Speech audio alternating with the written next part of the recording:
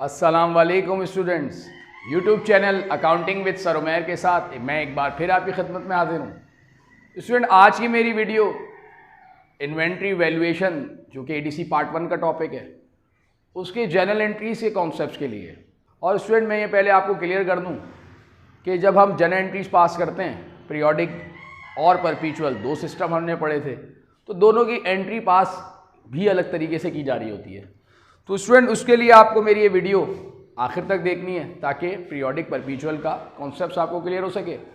और मेरे YouTube channel को आप ज़रूर सब्सक्राइब करें ताकि हर आने वाली वीडियो को आपको उसको नोटिफिकेशन मिल सके और आप सारे कॉन्सेप्ट्स क्लियर कर सकें।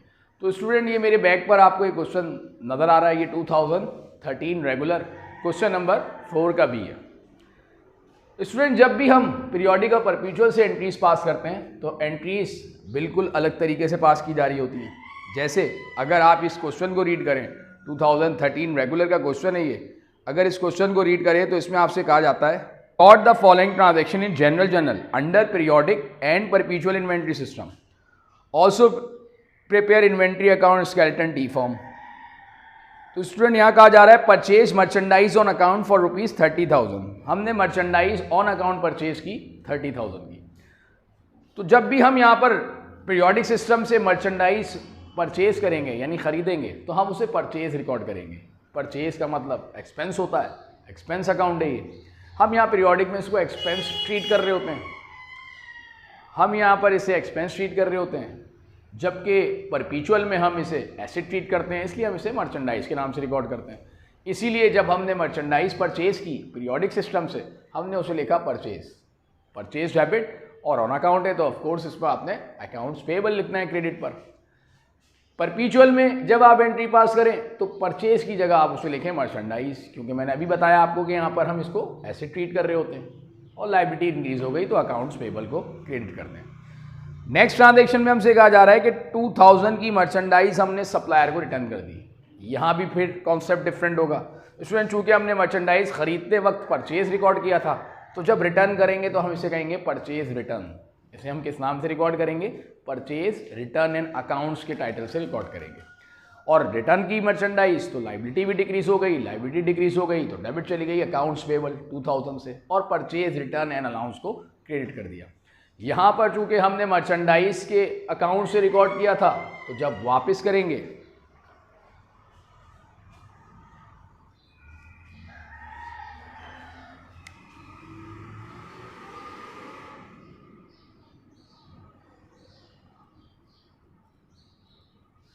यहाँ, चूंकि हमने स्टूडेंट जब मर्चेंडाइज परचेज की थी तो हमने मर्चेंडाइज के नाम से रिकॉर्ड किया था, इसीलिए जब हम रिटर्न भी करेंगे तो फिर हम मर्चेंडाइज ही को क्रेडिट करेंगे, क्योंकि मर्चेंडाइज हमारी कम हो जाएंगी। मर्चेंडाइज कम हो जाएगी तो हम उसे लिखेंगे क्रेडिट पर, और लायबिलिटी कम हो गई तो हम उसे ले गए डेबिट पर अकाउंट्स पेबल से। नेक्स्ट ट्रांजेक्शन में, यानी अगर स्टूडेंट यहाँ रिटर्न करेंगे मर्चेंडाइज पीरियोडिक में तो परचेज रिटर्न, परपीचुअल में मर्चेंडाइज। इसी तरह अगर डिस्काउंट अवेल करेंगे अंडर पीरियोडिक सिस्टम तो परचेज डिस्काउंट, यहाँ पर मर्चेंडाइज। इसी तरह जब हम मर्चेंडाइज परचेज करने पर ट्रांसपोर्टेशन की कॉस्ट लगाएंगे तो यहाँ पीरियोडिक में तो हम लिखेंगे फ्रिट इन, यहाँ लिखेंगे मर्चेंडाइज।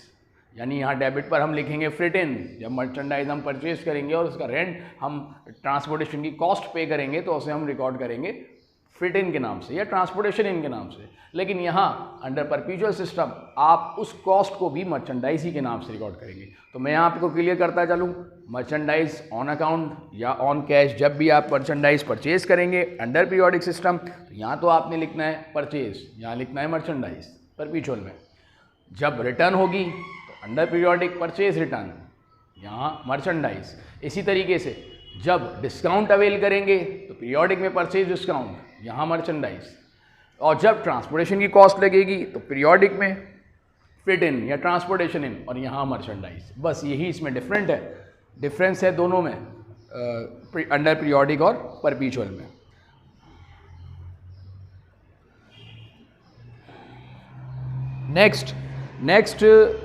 नेक्स्ट ट्रांजैक्शन में स्टूडेंट हमसे कहा जा रहा है मर्चेंडाइज ऑन अकाउंट बेच रहे हम 30,000 की और उसकी कॉस्ट है 24,000।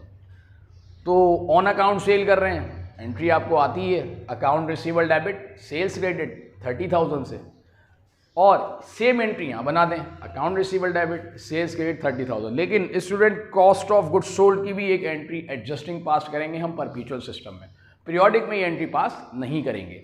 क्योंकि जब हम इन्वेंट्री कार्ड बना रहे थे तो कॉस्ट हमें जब सेल करते थे उसी वक्त पता लग जाती थी कि जो हमने सेल की मर्चेंडाइज उसकी कॉस्ट क्या थी, इसीलिए हम इसकी कॉस्ट की एंट्री भी फ़ौरन पास करेंगे सेल्स के बाद परपीचुअल सिस्टम में, पीरियोडिक में उसकी ज़रूरत नहीं होती। तो फिर हम इसकी एंट्री क्या पास करेंगे परपीचुअल से, cost of goods sold debit, चूँकि वो हमारा एक्सपेंस है, हमने मर्चेंडाइज सेल की, कॉस्ट ऑफ गुड्स सोल्ड को एडजस्ट कर दिया कितने 24,000 से, और मर्चेंडाइज एसिड था, एसिड कम हो गया तो हम उसको ले गए क्रेडिट पर 24,000 से। फिर रिटर्न की मर्चेंडाइज कस्टमर ने, इसका मतलब सेल्स रिटर्न हो गया, ये जो सेल किया था वो रिटर्न आ गया, कॉन्ट्रा रेवेन्यू अकाउंट है, कॉन्ट्रा रेवेन्यू अकाउंट डेबिट पर रिकॉर्ड होगा सेल्स रिटर्न अलाउंस के नाम से, और रिसीवेबल जो था वो हमारा डिक्रीज हो गया, रिसीवेबल एसिड है, एसिड डिक्रीज हो गया, हम उसे ले गए क्रेडिट पर 2,000 से। सेम यही एंट्री आपने परपीचुअल में भी पास करनी है, सेल रिटर्न अलाउंस डेबिट और अकाउंट रिसीवेबल क्रेडिट 2,000। लेकिन एक बार फिर आपको इसकी कॉस्ट एडजस्ट करनी होगी। उसके लिए हम क्या करेंगे, जब हमने सेल की थी मर्चेंडाइज तो cost of goods sold expense था, इंक्रीज हो गया था, अब ये रिटर्न आ गया, सामान वापस आ गया, मर्चेंडाइज वापस आ गई, इसका मतलब मर्चेंडाइज रिटर्न आ गई तो मर्चेंडाइज एसिड है, एसिड बढ़ गया, डेबिट चला गया, और कॉस्ट ऑफ गुड्स सोल्ड जो एक्सपेंस था वो डिक्रीज हो गया, cost of goods sold expense था डिक्रीज हो गया, हमने उसको रिकॉर्ड कर दिया क्रेडिट साइड पर। तो स्टूडेंट ये कॉन्सेप्ट था, इसमें ज़्यादा डिफरेंस जो है वो इसी चीज़ का है कि यहाँ पर परचेज़, यहाँ पर मर्चेंडाइज, यहाँ परचेज़ रिटर्न, यहाँ पर मर्चेंडाइज, यहाँ परचेज़ डिस्काउंट, यहाँ पर मर्चेंडाइज, इसी तरह यहाँ पर फ्रेट इन और यहाँ पर मर्चेंडाइज। तो यहाँ पर सारी चीज़ें वो पर मर्चेंडाइज के अकाउंट से रिकॉर्ड होगी। दूसरी चीज़, जब सेल करेंगे तो परपीचुअल में कॉस्ट की एंट्री भी बनेगी सेल के बाद, पीरियोडिक में नहीं बनेगी। जब रिटर्न आएगी फिर कॉस्ट एडजस्ट करेंगे परपीचुअल में, पीरियोडिक में इसकी ज़रूरत नहीं होती। तो उम्मीद है स्टूडेंट आपको ये कॉन्सेप्ट क्लियर हो गया होगा। आपको इसकी मज़ीद प्रैक्टिस करनी होगी पास पेपर से, ताकि आपके कॉन्सेप्ट क्लियर हो सके। एक बार फिर मैं आपसे यही कहूँगा कि मेरे यूट्यूब चैनल को आप सब्सक्राइब कर लें, ताकि हर आने वाली नोटिफिकेशन और आने वाले जो दूसरे टॉपिक्स होंगे इसी कोर्स के वो आपको नोटिफिकेशन मिल सके। नेक्स्ट वीडियो तक के मैं आपसे इजाज़त चाहता हूँ। अल्लाह हाफ़िज़।